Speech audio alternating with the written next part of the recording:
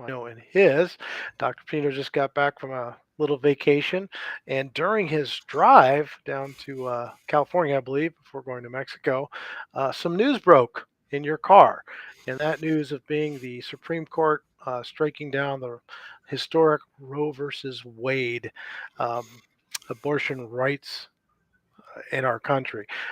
We discussed briefly before the show that we want not going to really discuss the ethics of whether abortion is correct or not, but the ramifications of this ruling and how it will affect people with mental health. Yes, and I was not surprised by the ruling because it had been kind of released a couple of months prior, Mhm. so it was kind of like an expectation. Um, I was disappointed by the passivity that we perceived about not Roe versus Wade, but the internal. We're talking about this, the internal destruction of the country as it is today, as a means of destroying it and maybe putting it back together as a white Christian country again. And that is challenging for me, not being white. I mean, I'm white, but I'm from a Mexican origin, from of a different country, even though I'm a U.S. citizen since I was born. But the reality is that this is a wake up call. It's a wake up call for a process that I believe started, I don't know, 55, 60 years ago when the establishment, traditional male dominated, white dominated society of the 1950s, it started to get challenged, right? And there were multiple challenges. There were challenges related to openness, challenges related to race, challenges related to education, challenges related to the Vietnam War. That once those things started to evolve and gain rights, and recognition, I think that a plan was started at that point to say, well, we need to get back to the 1950s because that's all we know, and those are the only values that our religious background supports, right? So everything outside of that realm was considered dangerous. And I have to say that in 1973, when Roe versus Wade was ruled, uh, that was kind of like a logical consequence of a movement that started long before that, right? There were the right time, the right people, the right place, the need for change. But then we took it for granted for the next 50 years. Do you think that a lot of the civil rights stuff that was pushed through during this Johnson administration, in particular, um, was really seen as forced upon society, and really has allowed the right to vilify any Democratic big D Democrats movement, and really vilify the party as anti-American because it's anti against those 1950s values and societal norms? Yeah, I mean, if you think about it in terms of how we label things, right? We talk about that generation from the 1940s, 1950s, the greatest generation, right? And we don't call it that for without a reason. It is because there is this tendency to believe, you know, that white Christianity is should be the rule. And I'm not telling you anything that you don't know. You hear it every day, right? And everything else is something else. So the whole issue of the civil rights, I believe, started rightfully so a process of recognition of humanity, right? Mhm. That there is somebody different. But there were certain areas of the country that continued to reject that. I mean, civil rights for half of the United States was not a natural evolving process. Yes, it was imposed. I mean, we're in 2022 and we're still talking about Confederate flags, right? Yeah. We're still talking about white supremacy. We still talk about the Ku Klux Klan. I mean, we're still talking about the Nazi Party and white supremacists. We're in 2022, right? So we're still fighting battles But the other side, which is the democratic middle open, got very complacent. Mm, I mean, and we talked about this before. I called the non-white, uh, non-white supremacist, traditional values, Christian value people in this country as the ADHD generation, right? Because we get lost. yep. We follow shiny objects. And I'm not want to. I don't want to get too much into politics. I'm not a member of the Democratic Party. Neither am I a member of the Republican Party, even though I used to be for many years, until I decided I used to be in the center as an independent, right? But the reality is that when you look at uh, the Democratic Party as an institution and the proudness of the big tent, is too much of an opportunity to follow shiny objects. Mm, But when we start following shiny objects, we forget the center. We forget purpose and we forget where the danger is coming from. So, in general, I think, just in general political, sociological ways, the ending of Roe versus Wade by the Supreme Court is a consequence of a process. It's not an event that just happened. And we have to understand that we have the democratic tools to work this out if we stop being distracted, right? mhm. Because we have people who can be elected, who can be more in the center. The problem is the way politics are in this country is that the extremes rule Yep. on They get both most of sides. the attention for sure. Correct. So, how does this decision affect people in a mental health state? Because I know personally, I obviously it doesn't affect me directly as a man, especially an older man.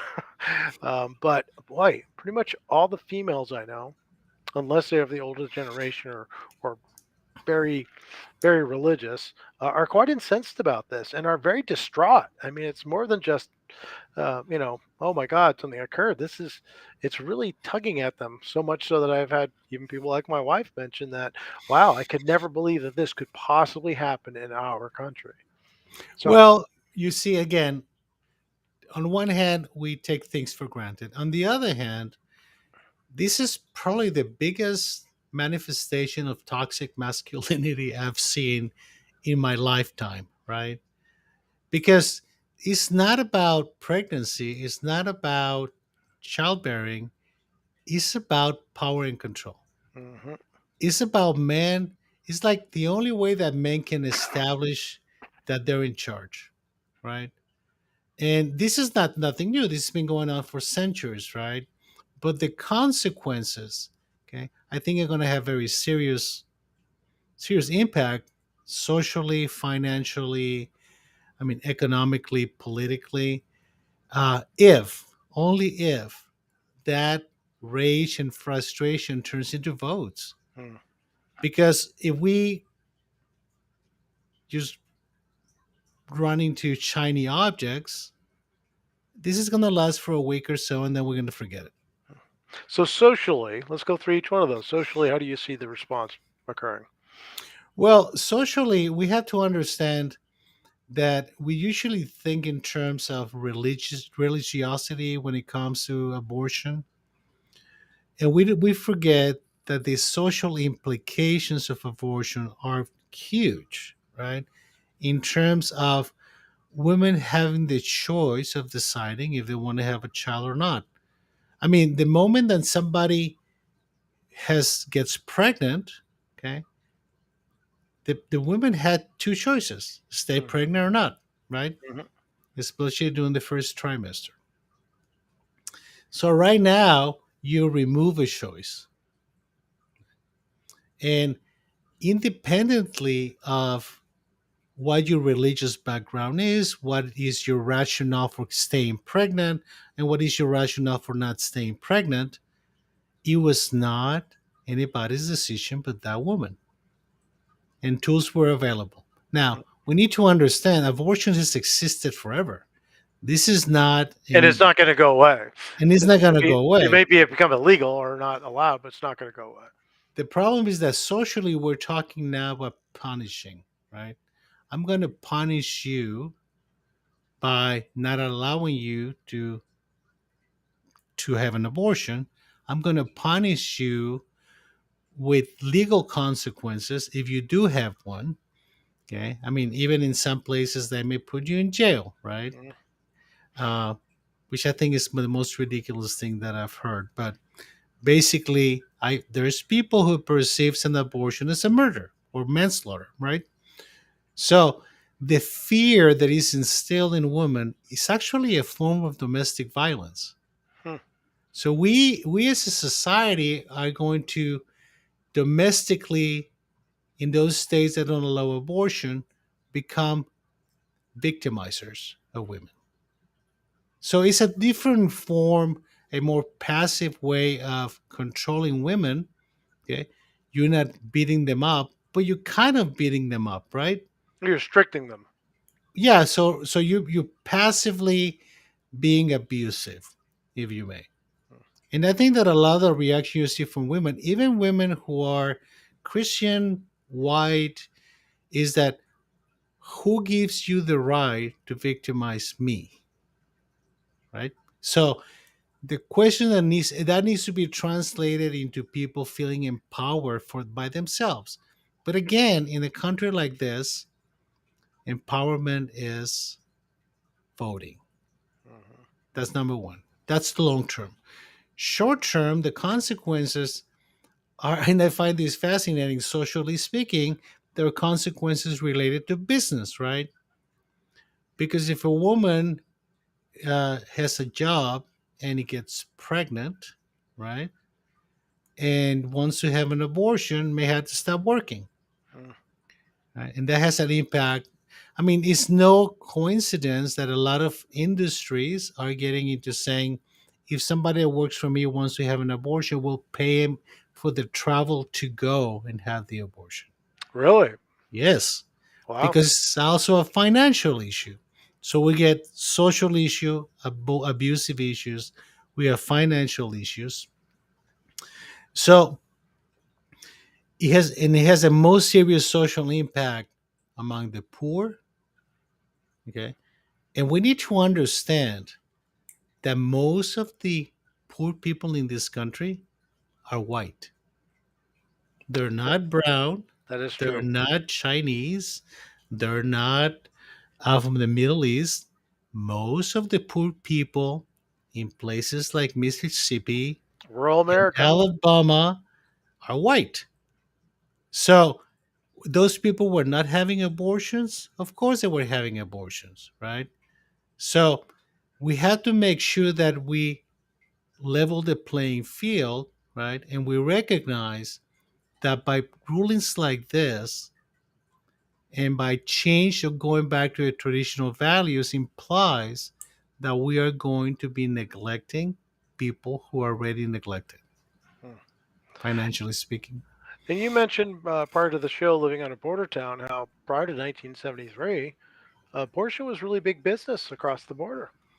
Yes, I mean, I grew up in Mexicali, which is south of California, on the border. I grew up on both sides of the border, and back in those days, before 1973, I mean, big business for hospitals, even though it was illegal in Mexico, was to do abortions for American women.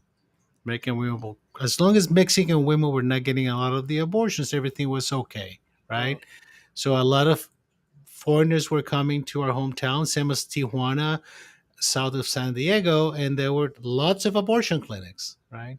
So people at least could get some degree of medical care, right? But again, we get to the issue that people with resources have always had access to an abortion.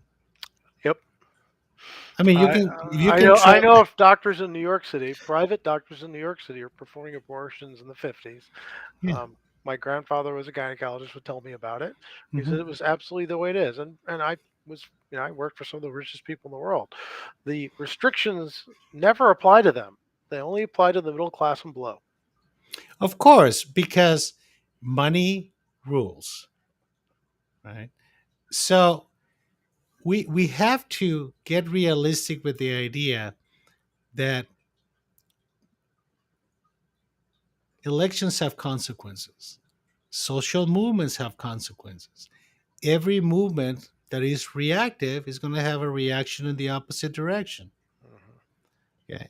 Now, it just happened that people on the right were better at organizing and staying persistent in being a single issue voters better than the other side, right?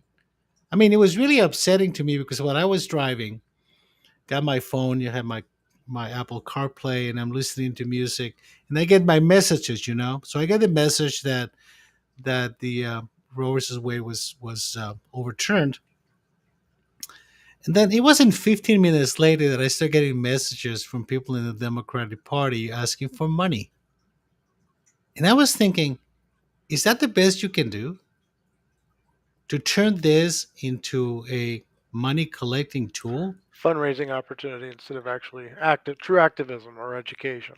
So what is the plan? Mm. What is your plan? Because the only plan you have right now is going to be reactive. You don't have a plan. Okay, people on the left did not have a plan to deal with this. Hmm. Now they're hoping that people will have more attention to spend than they do, and that this is going to carry until November.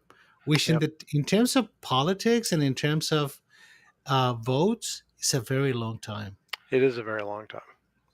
It is a very long time. People, in a couple months, most people forgot. I mean, remember when we were talking a couple months ago? We were talking about the pullout out of Afghanistan. Everybody was up in arms. I haven't heard that country mentioned, except for the people that I know were there, for quite a long time. How often do you listen to Ukraine lately? Exactly. Yeah. A buddy of mine from 10th group told me he was over there. Other than that, you don't hear much. Exactly. So how do we go about helping people? Because one of the consequences we haven't talked about is the actual mental health impact of this, and this is varied. I mean, from people who, since the news were leaked a couple of months ago, have been very anxious and fearful because of the uncertainty, right? Um, and then now we have people right now who were in the midst of getting an abortion. They're not getting the abortions, creating new uncertainties. People that suffer from depression and anxiety. Uh, People who have been raped and they're pregnant because of a rape, right? Women that have Or serious incest or all the other. incest.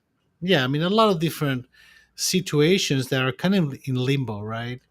So I particularly work with adolescents, and adolescents do get pregnant sometimes.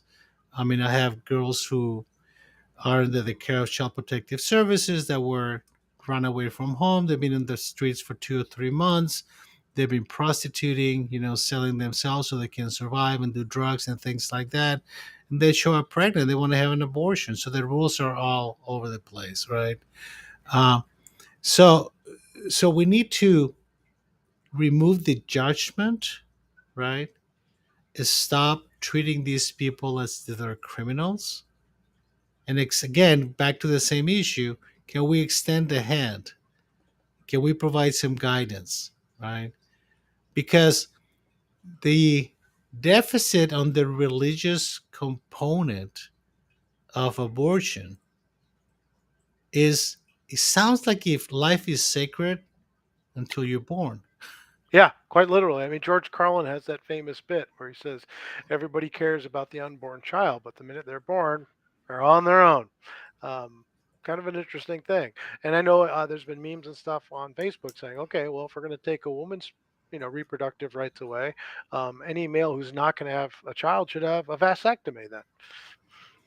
Well, I mean, there's a lot of stuff coming up. There was an article in one of the magazines recently that was talking about uh, any man who ends up impregnating a woman who did not want to get pregnant should have a bond. You're Yeah, right, should still be like responsible for it for the rest of their lives, uh, like not half a just her. million $500,000 bond, so they will Yeah. pay for it, right? Or if there's a rapist who impregnated someone and we don't know who that person is, well, you can keep the pregnancy and give the child to the rapist. Hmm. You Yeah. know, I mean, there's a lot of twist on this particular issue, but for me, the most difficult one, because I work with a lot of women and adolescent girls, is the issue of how disrespectful. Okay, I mean, the overturning of Roe versus Wade is a power grab. That's what it is. It's a power grab by men, unfortunately. Right? I mean, there's some women in the Supreme Court. I mean, who voted in favor of overturning mostly because of religious reasons, and the writing was on the wall forever, right? Mhm. But the reality is that what is the motivation of men to do something like this, right? It's not about the law. It's not about, I mean, we basically decided to change what rights mean, right? And the writing is on the wall. The next thing is going to be they're going to try to do contraception, right? They're going to try to do uh, gay rights, LBGTQ, whatever, because I always forget all the words. Yeah, it's I think it's Uh, LGBTQA plus or something like that. yeah, there's a bunch of things.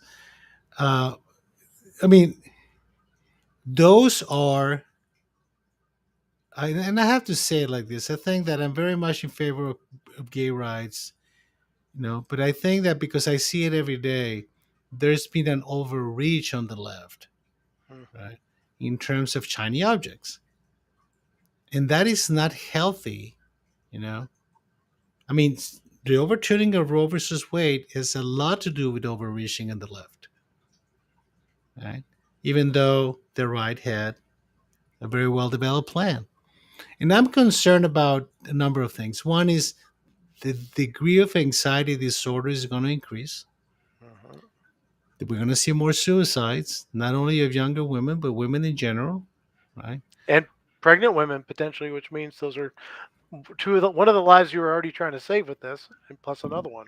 That's right. And then I'm particularly concerned about the victims of domestic violence, Mm.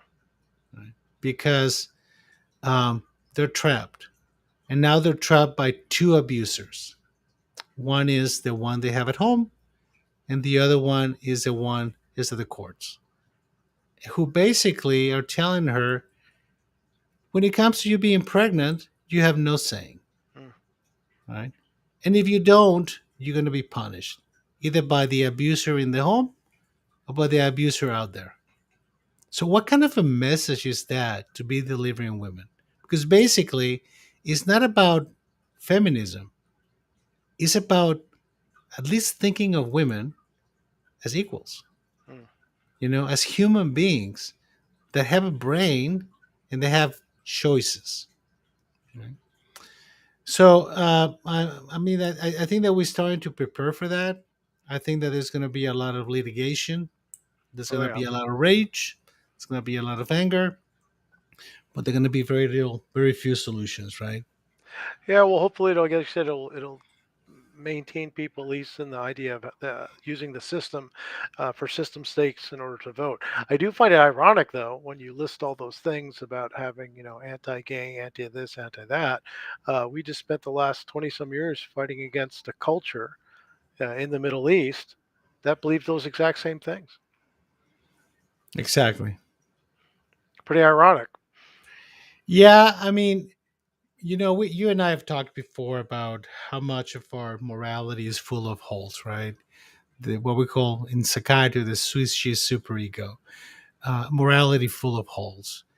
And our holes are, I mean, the bridges and the holes are basically convenience, right? Mm. So I can flex out, some of these things like uh, life is sacred, religiously speaking. But when the baby's born, I don't care if they have food. I don't care if they have health care.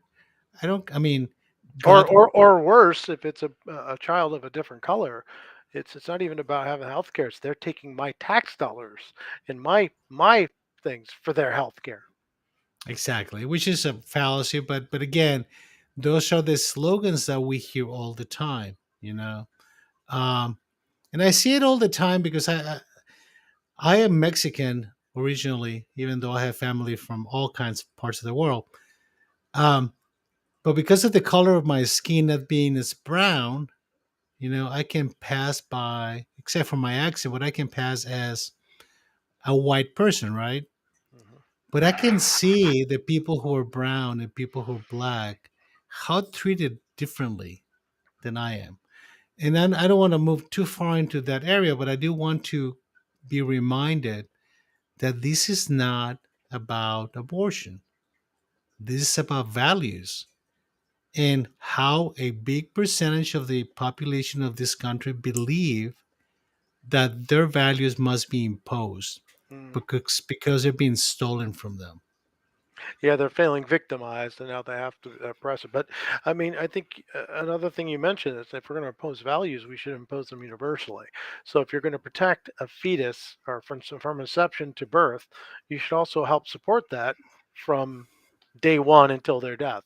Instead, we pick and choose to what's convenient for us and what fits with our moral certitude and makes us feel better. We're protecting the unborn child, but once the child is born, we don't really care. We are taking away implementing certain rights and certain values, even though we know it's going to hurt significantly more. We have data on that. It's not like a guess. Certain parts of our society, in particular, some that are of the same color as some of these people. It's Well, you and I talked about this. Most of the poor people in this country are white. yes. They're not brown. They're not black. They're white. So, and I'm really puzzled by, and you and I talked about this, by the unwillingness to challenge the cult. Right? Mm. It doesn't matter if I'm poor. God will provide. Yes. Okay, it doesn't matter if as long as a baby's born, God will provide. But by the way, God needs money too, right? Hmm. Yeah. Provides through us, and through us means there needs to be funding, there needs to be support, and all those things. It's not, it just doesn't come down divinely. It's functional on our basis.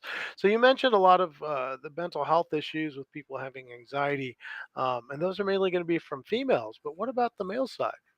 Well, What you about those see, of us who are not victimizers, who are now going to be lumped in together with those people being abusive? and that was what takes me to what we've talked about toxic masculinity, right? For those who have some leanings toward toxic masculinity, they have won, right? They're gonna feel emboldened and empowered by the fact that the Supreme Court says it doesn't matter if I impregnate you. That is your problem now.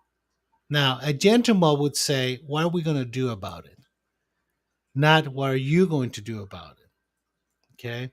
Let alone the abusers, the domestic violence people, the rapists, and all of that, right?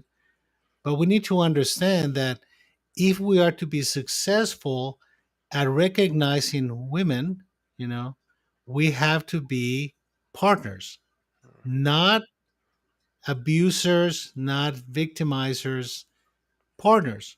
And being partners require that you are equal human beings, that we're respectful. We don't have to agree on everything, but we have to recognize that you have choices and I have choices. Right? Now, men have conveniently, for a very long time, stay away from responsibility. Yep. So, being a gentleman means being responsible, means being empathic, being understanding. It means that we work together with our assets and our deficits, right? Recognizing that we have differences. But I think that the perpetuation of victimization of women, you know, with Roe versus Wade being overturned, being the most recent example of victimizing women, needs to change. But it needs to change by us becoming restless about it, by us picking out people that will represent us, that is not going to victimize us. And the problem with politicians right now is that they're the biggest victimizers. Oh, absolutely. So in the short term, again, lend a hand, empathy, understand that this is going to be a fight that's going to continue for a while. Um, Gentlemen, if you are going to be involved with women, take responsibility for it as well. And in the long term, the solution is, of course, get to those voting booths and vote your mind. Thank you again, Doctor. Much appreciate it. Okay, we'll see you next week. Thank you, Vince. Take care.